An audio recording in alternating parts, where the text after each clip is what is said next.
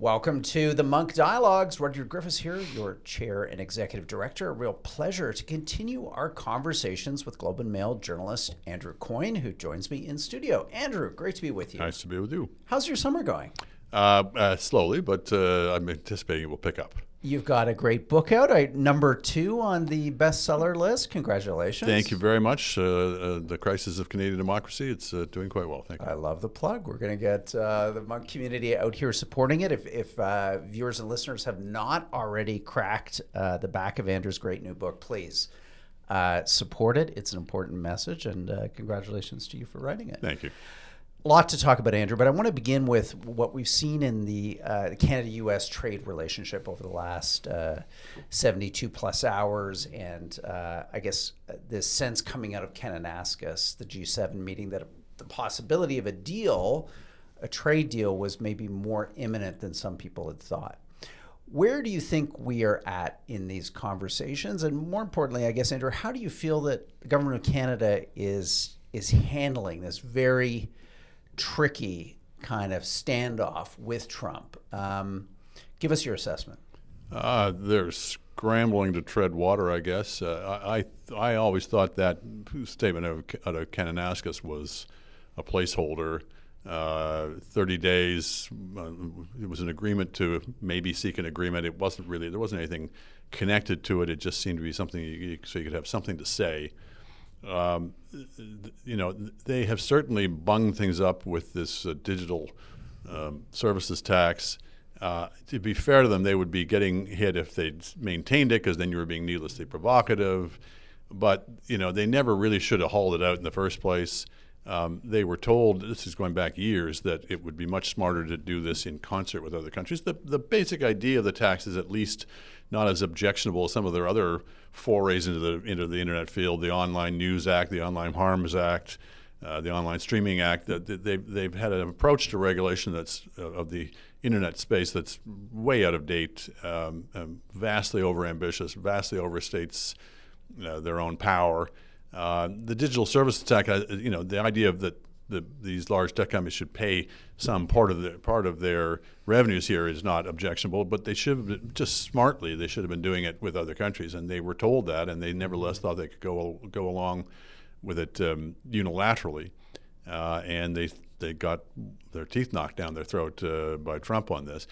Now, that being said, I remain unclear what exactly there is to negotiate with Donald Trump. Mm-hmm. We've just seen, for example, Ukraine, where Zelensky's done everything that Trump has asked him to do, and what's his reward for it? They're continuing to cut off arms sales. And you could well see the same thing happening in Canada. I mean, we have a free trade agreement with the United States. We had one before CUSMA, or whatever we're calling it now. It was called NAFTA. We have CUSMA, and Trump's not living up to them. So right. You do wonder, what's the point of making concessions of any kind to get, quote, a deal, if he's then going to turn around and say, "Oh, I've changed my mind. I'm going to slap on new tariffs with a new pretext and justification for it." My best case scenario is you negotiate to buy time. You negotiate to keep him occupied because he's got a million other things on his plate. You negotiate because the longer time goes on, the weaker he becomes. He's down now. I think the last thing I saw was 38% of the approval ratings. But you don't negotiate in my opinion, there's no point in negotiating in the expectation of some big deal that will prove lasting. I think it's purely tactical. Yeah. And if junking the digital services tax, it makes you look bad, but if it at least buys you some more negotiating time, maybe it's worth it from that standpoint. The risk, of course, is you just feed the beast and Trump just demands more. But in a weird way, it's less of a risk with him because he'd be doing that anyway. Yeah. So bad public relations, bad situation for them. I pity any government that was trying to negotiate with this guy because there's just really no point. When I initially, all of us had heard about the digital services tax being gazetted on Friday, and then the reaction by the Trump administration, I don't know, Andrew, Was it wrong of me and I guess others who had presumed possibly that Canada was trying to align itself more closely with the European community, which has been much more committed to this tax, which seems to be having a difficult negotiation with this president? In fact, there may not really be any substantial, quote, trade agreement, close quote, with the United States and Europe.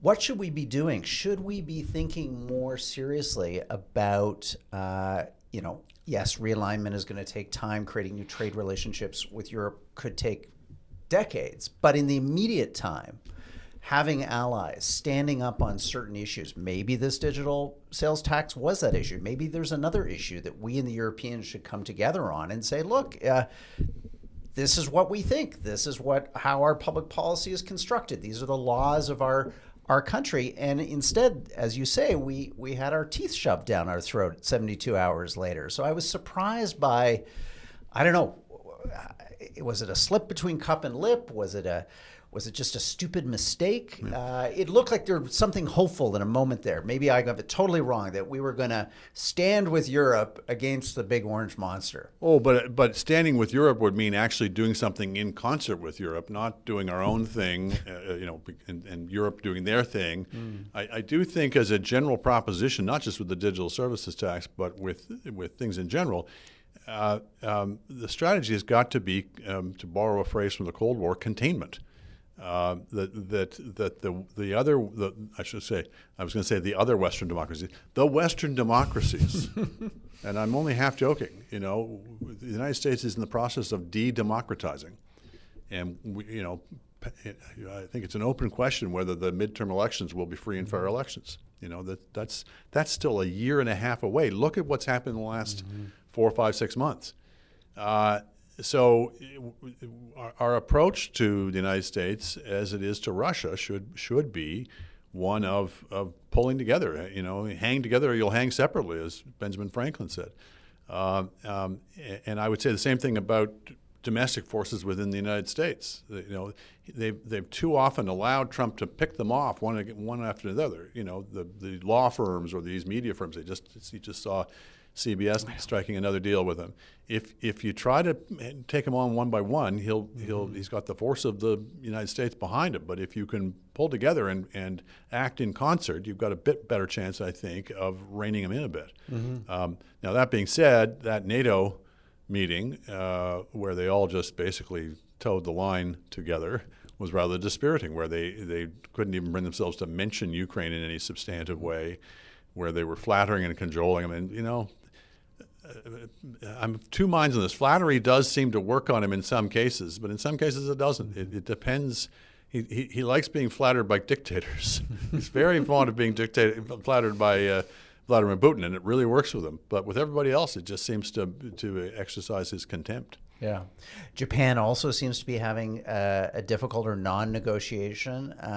So just to go back to maybe my dwindling hope here, Andrew, that it seems as if, Liberation Day, announced early last April, which caused that giant kind of shock that reverberated around the global economy, is ending up with a situation where a lot of countries, the big economies, Europe, Japan, China, I don't even think you can characterize what was agreed upon by the United States and China as a deal. I think it was a cessation of hostilities. Same thing with the UK. It was an agreement that's not legally binding.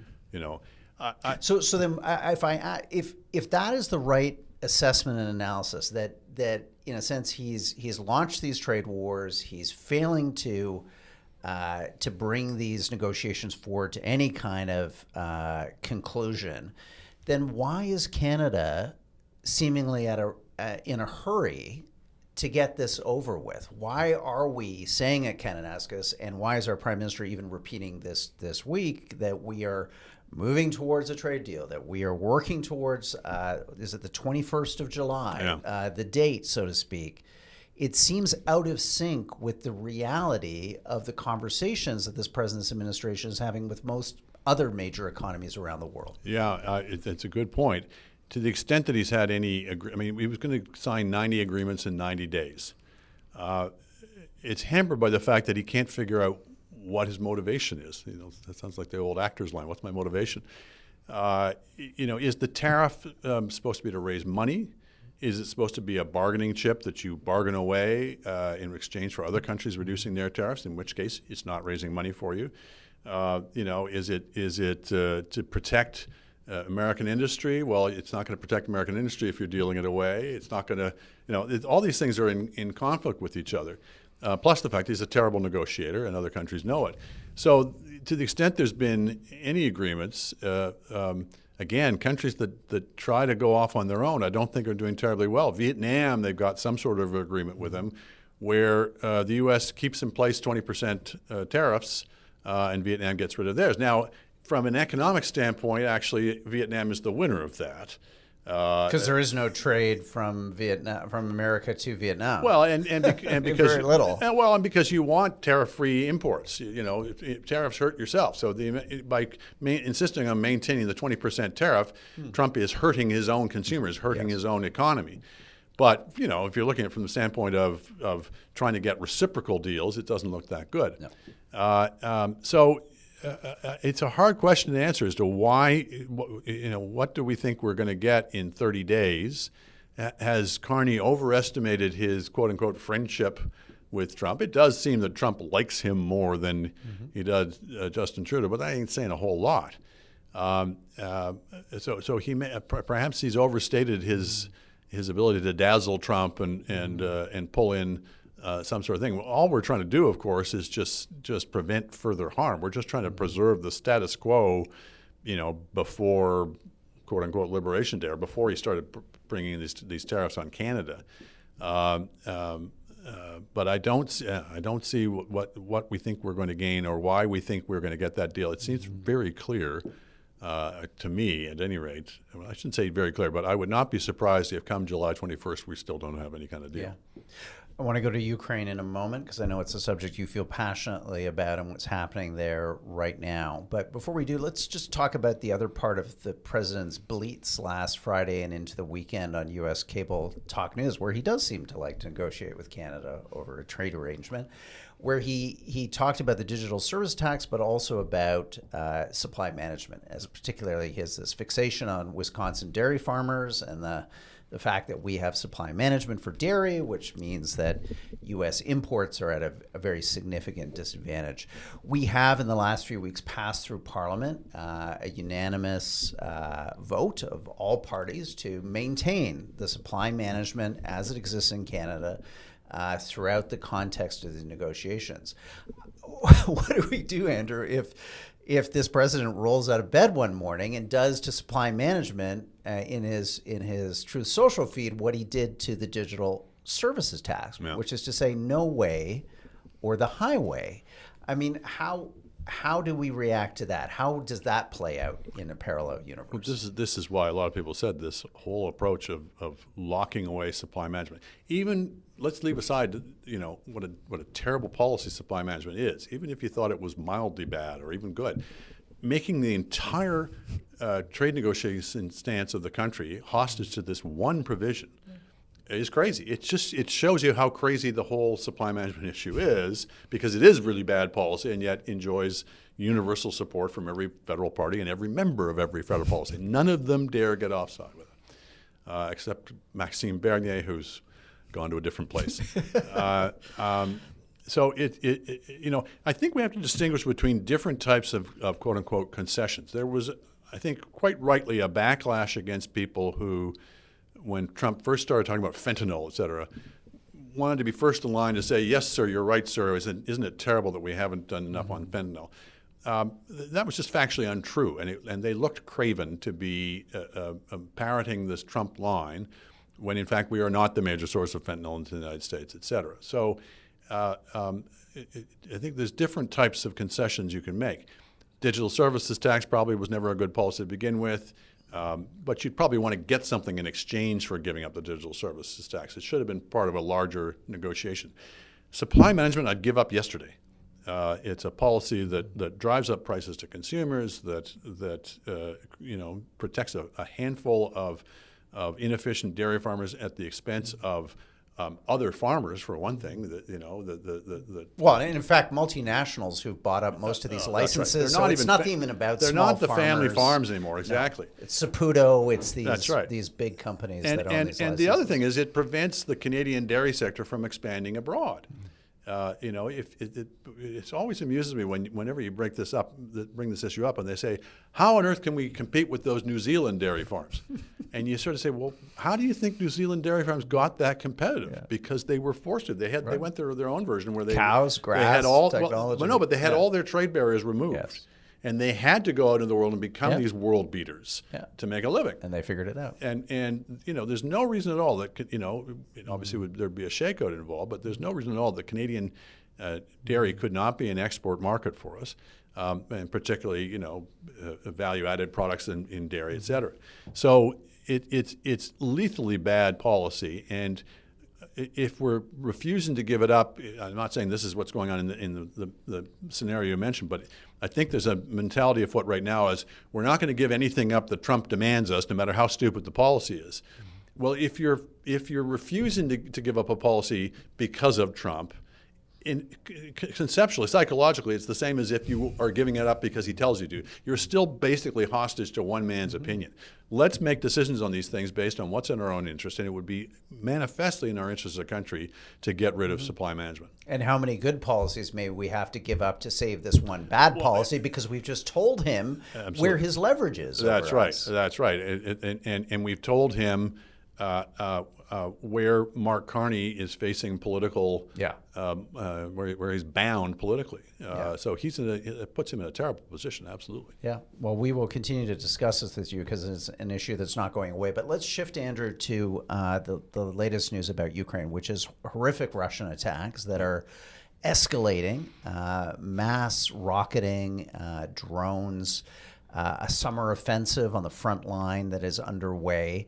And against this backdrop, this grisly backdrop, we now have news that the Trump administration is suspending the shipment of a number of critical weapon systems, most notably the Patriots and the other kind of missile batteries that are protecting these beleaguered Ukrainian cities. The excuse that the administration is giving is that they're running out of supplies, that the defense of Israel has used up significant amounts of their stockpiles, that they now need to be prudent and husband the resources that they have. What's your reaction to it? Well, it's hard to square that also with the fact that they're easing the sanctions on Russia. So Israel didn't make them do that, No, look, everything that Trump has done since he's been in office, everything has been aimed at enhancing the Russian position and weakening the Ukrainian position. So I just don't think you can look at that as anything other than what it is, which is he's on Russia's side. People don't like to say that. They don't like to admit that because it sounds too simple. But with Trump, normal considerations don't apply. The terrible thing is, there's an upside to this as well, but the terrible thing is this is happening when Russia's economy is absolutely imploding. The sanctions that have been in place have been having an enormous impact. Their banking sector in particular is a hollow shell. At some point that really does catch up with your ability to sustain a military effort if we were prepared to stick it out there. So for the U.S. to go easy on the sanctions is almost worse than cutting them off on the military exports, because the silver lining in all this is Europe has been increasing its support to Ukraine. Ukraine is a much more reliable ally than the U.S. is, particularly since Merz has taken over in Germany. You have a much more frank and robust European effort there. And the less that Ukraine has to, depending on U.S. military, it has a real downside to it, which is you had to ask permission to do all kinds of things.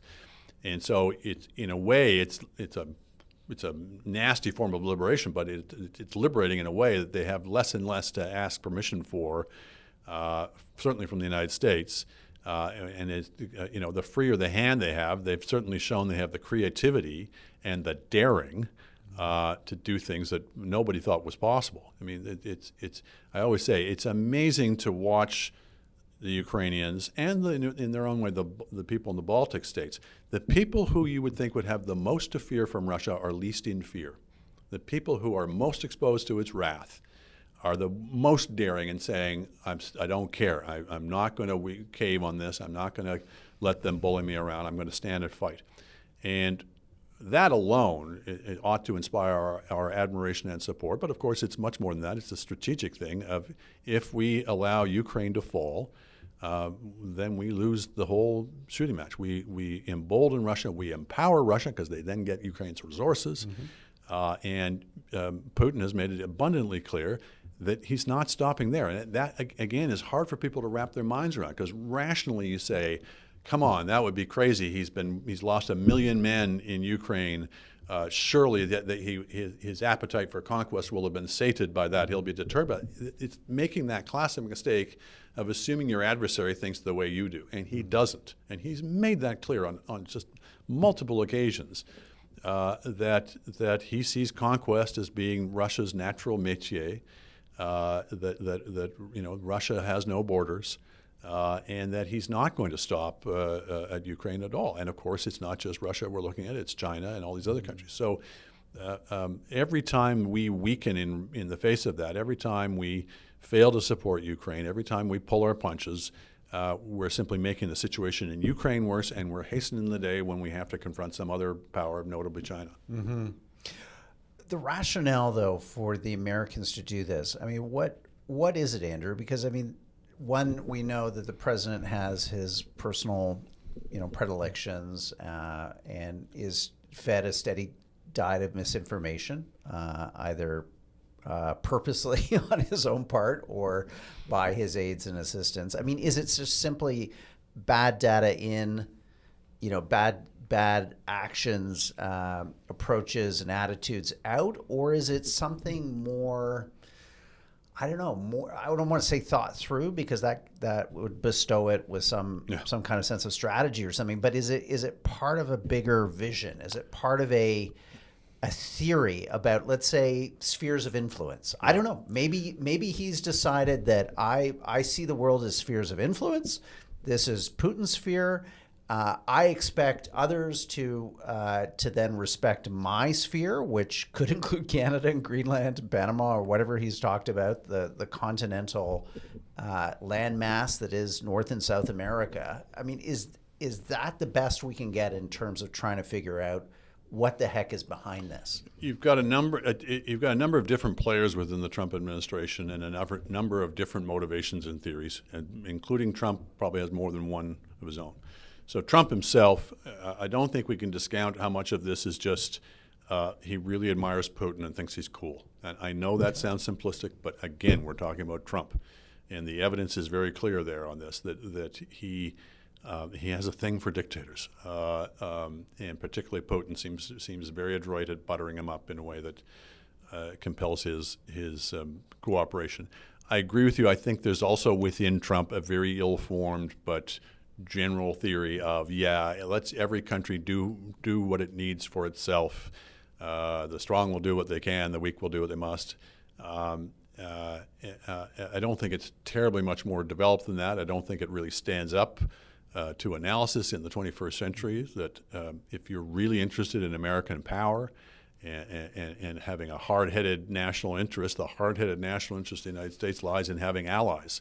And having abilities to project force in concert with other like-minded nations. Doing it all on your own means nobody's going to be there to help you in situations where you really need their help. And in this the world that we're in today, I just think that's just realism, to borrow a phrase or term. I think there's also within the Trump administration a school of thought that supposedly it's the pivot to Asia, that we're wasting resources on Europe. Right. As of course we are very concerned about the Ukrainian situation, but we have to be much more conscious of China, and China's the real threat, et cetera, which would be much more persuasive if there was some evidence that Trump had any intention of actually tackling China. He does when it suits him, when it's about tariffs, which he wants to do anyway, and where he thinks they're ripping us off. Then he'll be reasonably belligerent with China. But he's sent the signal on more than one occasion that Taiwan really can't count on America's support if and when China invades. Mm-hmm. So where's this pivot to Asia that supposedly is animating this? It may exist within the minds of some of the people in his entourage. But it's hard to see it actually being a concrete policy objective, at least in the mind of Trump. Mm-hmm. Just to wrap this conversation up, I mean, what does this say to Canada? I mean, we've seen with Mark Carney a quite exceptional set of announcements around defense spending from any Liberal Prime Minister, frankly, in most of my lifetime. Any Conservative Prime Minister. Yeah. Not only 2%, but a path to 5%. And again, we'll have to see how we get there, when we get there, how a procurement system that's broken allows us to get there, what we end up buying, et cetera. There's so many things that, the devil will be in the details. But nonetheless, there is this commitment to defense. Is that enough, Andrew? Because you can have all the tools in the world, and you can have a commitment to build those tools. But do we have in Canada the moral framework to use them in the way that they should be used?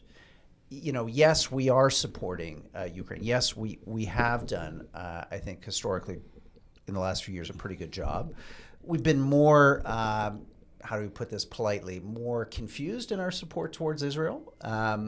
That's been more difficult for us for a variety of reasons, probably mostly internal domestic politics. But we know this, Andrew, about Canadians. We still like to see ourselves as a nation of peacekeepers. Yeah. The mythology of Lester B. Pearson is powerful in our national psyche. And I guess what I'm concerned about is if the world is turning towards strongmen, to the Xis and the Putins and the Trumps, and yes, we're making these commitments to defense spending, do Canadians, are we developing enough hardheaded realism, to borrow your word earlier, to acknowledge the situation that we're in and likely will define the next period of time? I think we're partway there. I think there is definitely a change of mind happening, and you can see that in some of the polling data. There's strong support now for the 2% target. There was not in the past.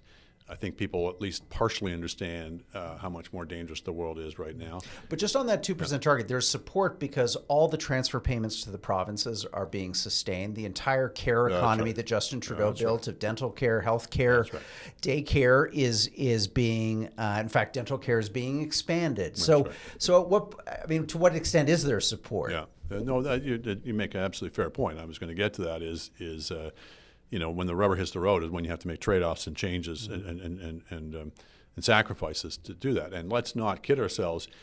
To get to even to 3.5%, which is the sort of core defense requirement in the new NATO agreement, 5% arguably that extra 1.5% we can probably find in things that we're already spending on. That seems to be the consensus on that. But 3.5, to get to that means spending another $50 billion if we did it this year. And of course, you can say, well, that's spread out over many years, but the longer the time goes on, the higher the GDP grows, and therefore the higher the dollar figure grows. So just to look at it in terms of today's dollars and today's GDP, to get another $50 billion into spending on defense, where are we going to find that money from is going to present real challenges. People who think we can just raise taxes to cover that, I don't think have really looked at the numbers very carefully. There's always a constituency to raise taxes on quote unquote the rich, but you are not going to get anywhere close to $50 billion just by raising taxes on the rich. And Carney has, to give him his due, has ruled that out. So taxes are off the table supposedly. Borrowing, we're already at a $60 billion deficit, it looks like, even before all this. And the debt to GDP ratio is creeping up. The provinces have their own debt issues to manage. There's not a lot of room to, if it were just a short-term thing because there was a war on, like we did in World War II, put it on the debt, that's fine. But this is a permanent engagement, so you don't put things like that on the debt. So we're going to have to find the money from most of it from spending, and I've looked at it. I think you can do it, but it's going to be very difficult politically. We're back into something approaching the kinds of choices we had to make in the late 90s. I'm not sure people are aware of that. So that's one thing that I'm not sure people have totally wrapped their minds around, as you properly suggest. More broadly, how far are we along the road to understanding what a changed and dangerous world it is? Let's leave Ukraine and NATO and the Western world to one side for a second. Let's just look at our own territory. We've had a great 150-odd year run.